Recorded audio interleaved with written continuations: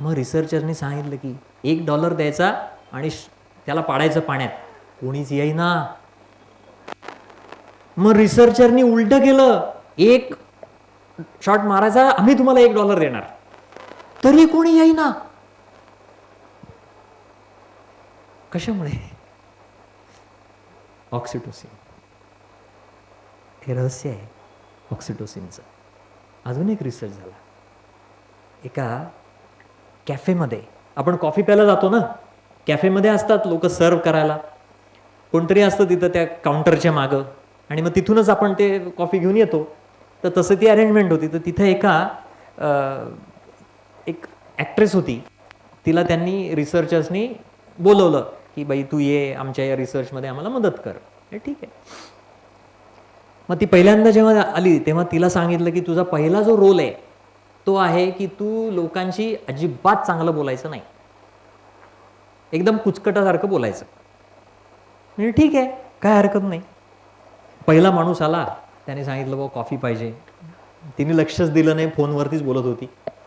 त्या माणसाला राग आला, म्हणजे hello madam, can I have some coffee please. म्हणजे वेट. ह्याला आणखीन राग आला. आता शेवटी तिने फोन ठेवला, आली ती, व्हॉट, 1 कॉफी प्लीज. कॉफी दिली. किती पैसे झाले विचारलं त्याने, हिने सांगितलं $3 झाले. त्याने दिले $10 बिल, $10 नोट दिली. किती द्यायला पाहिजे परत हिने? 7 द्यायला पाहिजे ना, का 8? नाही, काय अंधार आहे ना त्याच्यामुळे बरेच वेळा झोप येऊ शकते म्हणून आपलं सरळ. तर $7 द्यायला पाहिजे, तर हिने किती दिले? 17 दिले.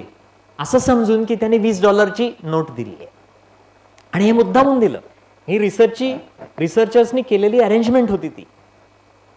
आता गंमत काय झाली, ते $17 त्याला परत दिल्यानंतर त्याला तर खरं तर खूपच जास्त मिळाले ना, त्यांनी $1ही परत दिला नाही.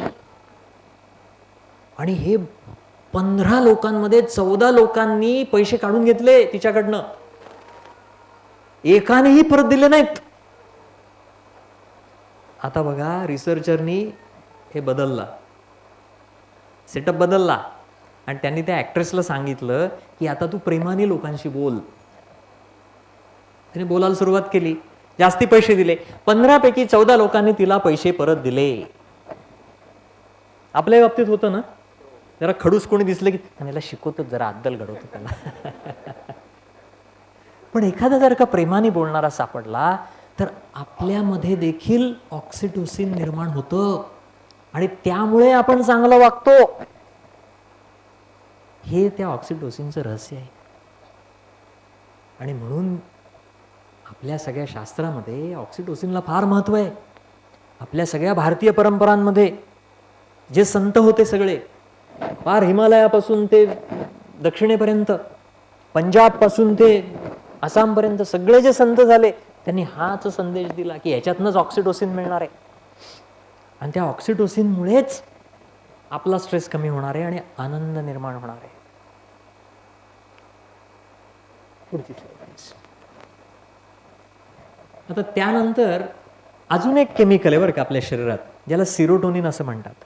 त्या सिरोटोनिनवरती मी फार काही बोलणार नाही, पण सगळ्यांनी नाव ऐकलं असेल, कारण डिप्रेशन येतं ना, तर डिप्रेशनमध्ये हे केमिकल जास्त महत्वाचं आहे.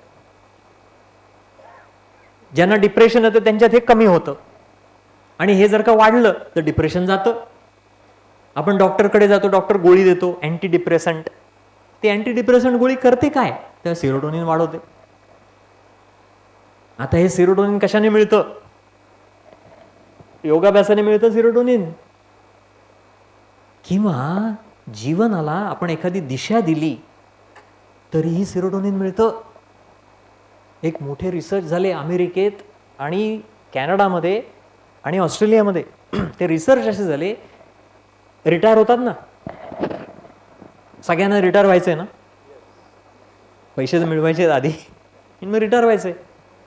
तर ते रिटायर झालेल्या लोकांवरती रिसर्च झाले, आणि त्या रिसर्चमध्ये त्यांना असं लक्षात आलं की ज्या लोकांना आयुष्यामध्ये काहीतरी उद्देश आहे ती लोक जास्त जगली.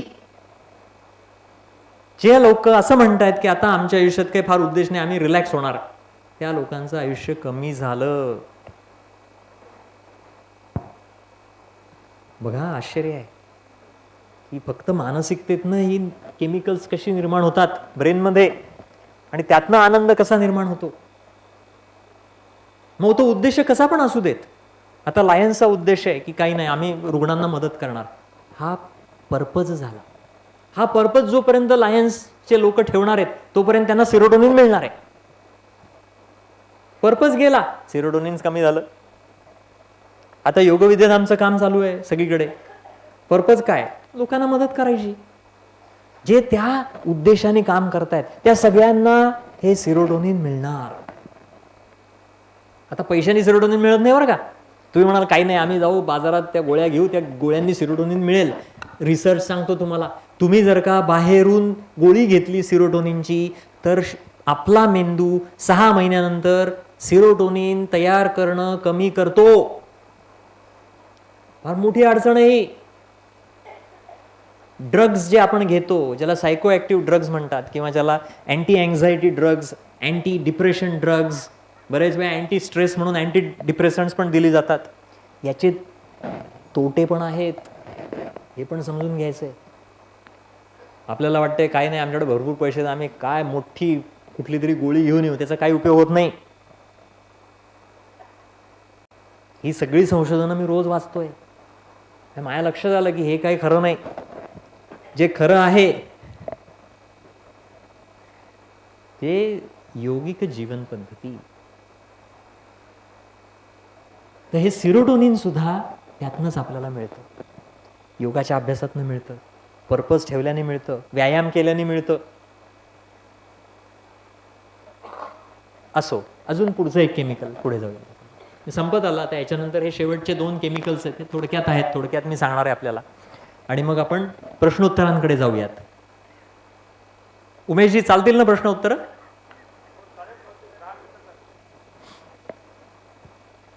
पुढचं जे केमिकल आहे त्याचं नाव आहे एंडोर्फिन. आता बघा, एंडोर्फिन हे जरा थोडं वेगळं केमिकल आहे. मी थोडंसं वेगळ्या दिशेने जातोय. आता पळायला गेल्यानंतर चांगलं वाटतं का? किती जणांना पळल्यानंतर छान वाटतं? छान. कारण पळल्यानंतर तुम्हाला एंडोर्फिन मिळतं. त्याला रनर्स हाय असा एक शब्द वापरला जातो मेडिसिनमध्ये. मी पळालो आज, छान. मला काय मिळालं? हृदयाची गती वाढली, रक्तदाब वाढला, भूक लागली जास्ती. उपयोग काय झाला मला? तर मला एंडोर्फिन मिळाले. एंडोर्फिन काय करतात? तर ते नॅचरल पेन किलर्स आहेत. म्हणजे शरीरातली सगळे जे वेदना आहेत ते वेदना शामक आहेत. म्हणजे आम्हाला पेन किलरची गोळी नाही घ्यायला लागत, ते एंडोर्फिन काम करतात. आणि दुसरं काय करतात काम एंडोर्फिन? तर ते आनंद निर्माण करतात. छान छान वाटतं मला. पळाल्यानंतर या दोन्ही गोष्टी वाटतात, आपल्याला जाणवतात. म्हणून लोक रोज पळायला जातात. मॅरेथॉन पळण्याचं खूळ कुठून आलंय? इथनं तर आलंय ना. नाही तर पळायला काय तसं काय अर्थ काही नाही, नुसतं पळायचं आणि पळून पळून कुठे जायचं, परत घरीच परत यायचं. असं नाही ना की पळल्यानंतर कोण मला पैसे देणार आहे. पळल्यानंतर पैसे देतं काय कोण? उलट पळायला जातानाच पैसे लागतात. ते घड्याळ खूप महागाचं असतंय, ते बूटही महागाचे असतात, नाही का? नंतर ते ट्रॅक पॅन्ट्स वगैरे पण वेगळ्या सगळ्या महागाच्या असतात. बरं, पळाल्यानंतर तर काय मसल तर दिसत नाहीत, असं काय फार मोठं अट्रॅक्टिव्ह काही होत नाही पळाल्यानंतर, पण तरी लोक जातात का? याच्यामुळे. आलं लक्षात आपल्या सगळ्यांच्या? आता हे एंडोर्फिन आहेत ना, हे खूप ॲडिक्टिव्ह आहेत. एंडोर्फिनचं केमिकल स्वरूप बाहेरचं म्हणजे मॉर्फिन. मॉर्फिनचं नाव ऐकलं ना सगळ्यांनी? हे नॅचरल मॉर्फिन आहे शरीरातलं. मॉर्फिन सगळ्यात जास्त ॲडिक्टिव्ह ड्रग आहे आत्तापर्यंत जे सापडलेले, त्याच्यात हायेस्ट ॲडिक्शन मॉर्फिन. कॅन्सरमध्ये जो पेन होतो, कॅन्सरच्या 4थ्या स्टेजला जेव्हा तो इररिव्हर्सिबल असतो, जेव्हा कॅन्सरने मनुष्य जाणारच आहे माहीत असतं, तेव्हा त्याचा जो काही पेन असतो, वेदना असतात, त्या कमी करण्यासाठी मॉर्फिन दिलं जातं.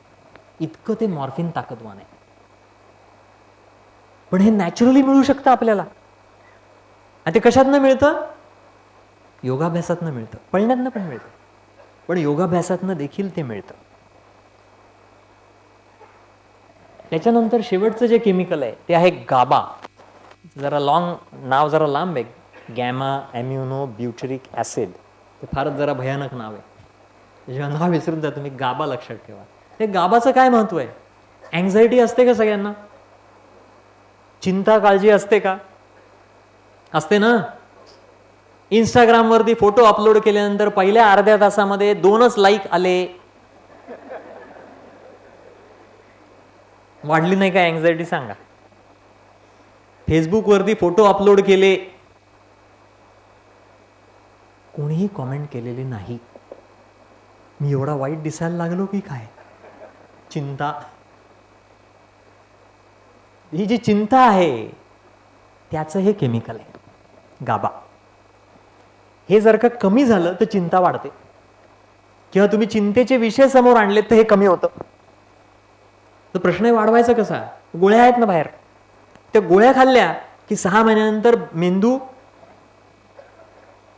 त्याची निर्मितीच कमी करून टाकतो. मग ते डॉक्टर दुसरी गोळी तुम्हाला देतात, कारण ती गोळी पुरेशी नाही आता, त्याचा उपयोग नाही. योगाभ्यासाने गाबा वाढतं असं संशोधन आहे. एक अतिशय फेमस रिसर्च पेपर आहे,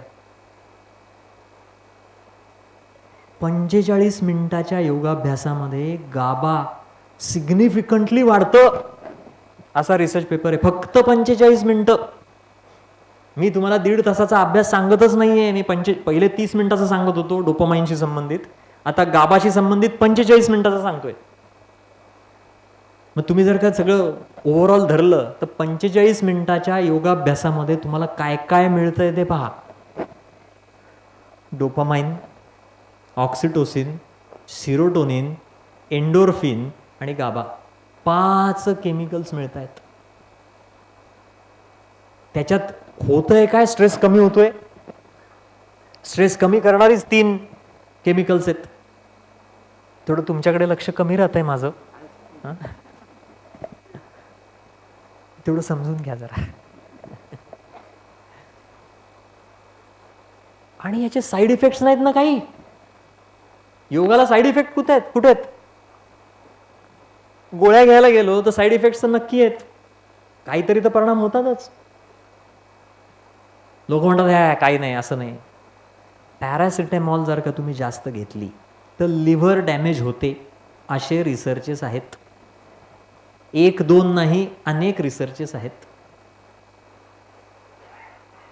डॉक्टर्स असतील त्यांना माहिती आहे ते रिसर्चेस, नाही म्हणूच शकत नाही कोणी. प्रत्येक गोळीचा काहीतरी साईड इफेक्ट आहे. योगाचा साईड इफेक्ट देखील चांगला आहे.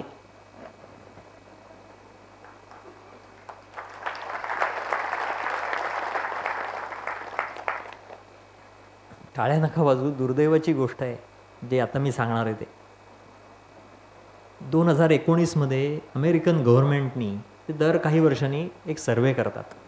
त्या सर्वेचं नाव आहे नॅशनल हेल्थ इंटरव्ह्यू सर्वे, NHIS, नॅशनल हेल्थ इंटरव्ह्यू सर्वे. चेक करा तुम्ही, अमेरिकन गव्हर्नमेंटच्या ऑफिशियल वेबसाईट्सवरती हे सर्वे ते अवेलेबल आहेत. रिझल्ट 2019 मध्ये सर्वे केला होता. सर्वेमध्ये बरेच प्रश्न असतात, त्याच्यात एक अल्टरनेटिव्ह कॉम्प्लिमेंटरी मेडिसिन याच्यावरती सर्वे केला होता. करतात दरवेळेला करतात की सगळ्यात जास्त थेरपी किंवा ट्रीटमेंट किंवा टेक्निक कुठलं वापरलं जातं अमेरिकेमध्ये.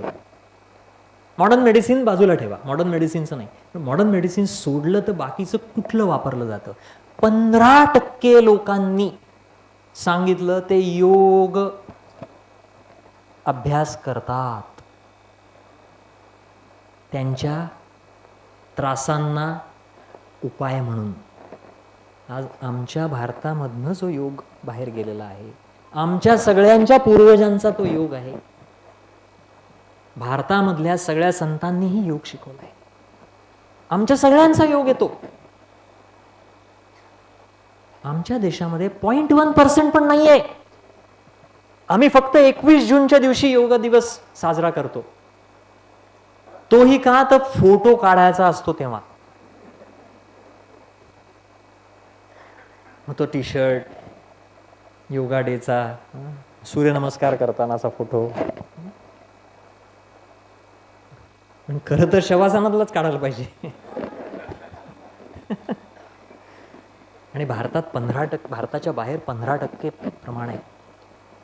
मागच्या 1.5 महिन्यामध्ये माझे 3 देश त्या ठिकाणी माझे वेगवेगळे वर्कशॉप झाले. पहिला होता थायलंड, जो सगळा बुद्ध धर्माचा सगळा तिथं प्रचंड प्रभाव आहे. तिथं योगाचा सगळा प्रसार झालेला मी बघितला. तिथल्या लोकांशी मी बोललो. नेहमीच जातो मी थायलंडला. या वर्षी गेलो होतो. किती मोठा प्रसार आहे योगाचा. त्याच्यानंतरचा दुसरा देश मी बघितला तो कझाकिस्तान. आदरणीय पांडव काकांनी त्याचा उल्लेख केला होता कझाकिस्तानचा, की मुसलमान देश आहे. चा मुख्य धर्म त्यांचा ऑफिशियल रिलिजन हा इस्लाम आहे. तुम्हाला सगळ्यांना आश्चर्य वाटेल, एवढ्या लोकांनी तिथं वर्कशॉप्स अटेंड केले. कुठेही त्यांनी प्रश्न नाही काढला, सेक्युलर नाही तुमचा योग, तो फक्त यांचा आहे त्यांचा आहे, हे करणार नाही ते करणार नाही, कोणीही नाही. जे सांगितलं ते तसं लिहून घेतलं आणि ते पालन करण्याचा प्रयत्न त्यांचा चाललाय. मी कुणालाही बिगिनर्सला म्हणजे नवीन ज्या लोकांशी कझाकिस्तानमधल्या संपर्क साधलेला नाही. माझे वर्कशॉप्स हे केवळ आणि केवळ टीचर्स किंवा थेरपिस्ट किंवा ज्यांना योगाचा 5 वर्षापेक्षा जास्त अनुभव आहे अशा लोकांच्या समोर झालेत. एकच फक्त माझं सेशन झालं होतं जे ओपन सेशन होतं. मला आश्चर्य वाटलं की आमच्या देशामध्ये एवढे प्रॉब्लेम्स आहेत.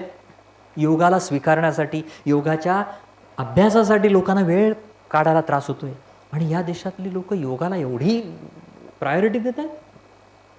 त्यांच्यासाठी एवढा महत्वाचा आहे तो योग. त्याच्यानंतर 3ऱ्या देशात मी गेलो, तो इटली. सगळ्यांना माहिती आहे व्हॅटिकन इटलीमध्ये आहे. पोप इटलीमध्ये राहतात. ख्रिश्चन देश आहे. तिथल्या आमच्या जी विद्यार्थिनी, जी शिक्षिका आहे तिथली, लुचिया नाव तिचं, तिने कार्यक्रमाचं आयोजन केलं होतं. तर पहिल्या दिवशीच्या कार्यक्रमाच्या आयोजनामध्ये 45 मिनिटं तिने मंत्रा चॅन्टिंग असं लिहिलं होतं. मी म्हटलं, अगं तू 45 मिनिटं कशाला ठेवलीस मंत्रा चॅन्टिंगला? ते वैतागतील ना सगळे लोक. ते म्हणले नाही त्यांना आवडतं. म्हटलं बाई बघ, तुला कोणतरी धरेल की काय आहे, उगाच आपले काहीतरी मंत्र ऐकवतीये तू, हे कसं काय? ती म्हणली तू नको चिंता करू, तू ये फक्त मंत्र म्हण. मी म्हणलं एक काम कर, मला जरा भीती होती. मी म्हणलं एक काम कर, तूच म्हण म्हणलं मंत्र, मी मागे बसतो. तुम्हाला आश्चर्य वाटेल, 45 मिनिटं सगळी लोक, यात कोणी भारतीय नव्हतं, सगळे ख्रिश्चन, सगळ्यांनी मंत्र म्हणले, प्रेमाने म्हणले, मन लावून म्हणले. त्यांचे उच्चार जरा मला थोडेसे हास्यास्पद वाटत होते, पण मला त्याच्यामागचे भाव दिसत होते. त्याच्यावर मी काय हसलो नाही. मला आश्चर्य वाटलं, जेव्हा मी भारतामध्ये जेव्हा सांगतो लोकांना मंत्र म्हणायला, तेव्हा 10 लोक सांगतात हो हे सेक्युलर, ते फक्त आसनं सांगा, त्या आसनांची सुद्धा नावं बदलणार, त्याला कोब्रा पोज म्हणणार तर आम्ही करणार, तुमच्या संस्कृत मधलं नाव नको आम्हाला.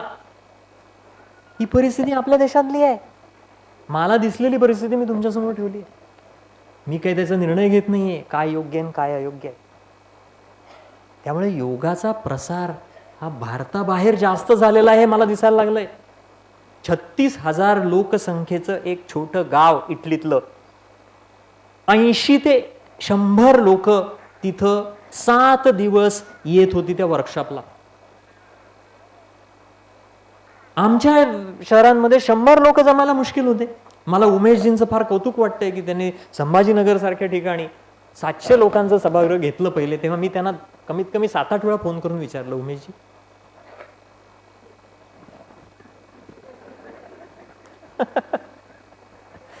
दरवेळेला मला सांगितलं चिंता नका करू गंधारजी, येणार लोक, नक्की येणार. मी म्हणलं हो तुमच्या कार्यक्षमतेबद्दल मला शंका नाहीये, पण तुमच्या सगळ्यांकडे बघून मला खरोखर आनंद होतोय आणि तुमच्या सगळ्यांचं अभिनंदन करावं अशीच गोष्ट आहे. आणि जसं पांडव काकांनी सांगितलं तसं ही खरंच महत्वाची गोष्ट आहे की आता योगाचा जो अवेअरनेस वाढत चाललाय हा समाजातला भविष्याचा नांदी आहे ही, की उद्या भविष्यात काय होणार आहे. आणि एवढी सगळी तरुण लोक इथं आहेत, याच्यापेक्षा आणखीन चांगलं काय असू शकतं. आणि मी बघतोय इथं भरपूर हालचाल झाली आहे मागच्या 1.5 तासामध्ये, वरती हालचाल पण नाही झालेली. तुमच्या सगळ्यांचं खूप अभिनंदन आणि तुम्हाला सगळ्यांना खूप शुभेच्छा.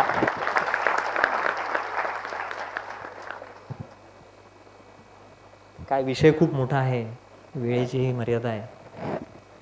आता मी इथं थांबतो. उमेशजींनी सूत्रसंचालकांनी पुढची सूत्र घ्यावीत आणि मला खात्री आहे की मी जे आज सांगितलं त्या सगळ्याचा आपण नक्की विचार कराल आणि आपल्या रोजच्या जीवनामध्ये कुठेतरी त्याचा समावेश कराल. या अपेक्षेने आपल्या सगळ्यांचं परत अभिनंदन, धन्यवाद. हरिओम.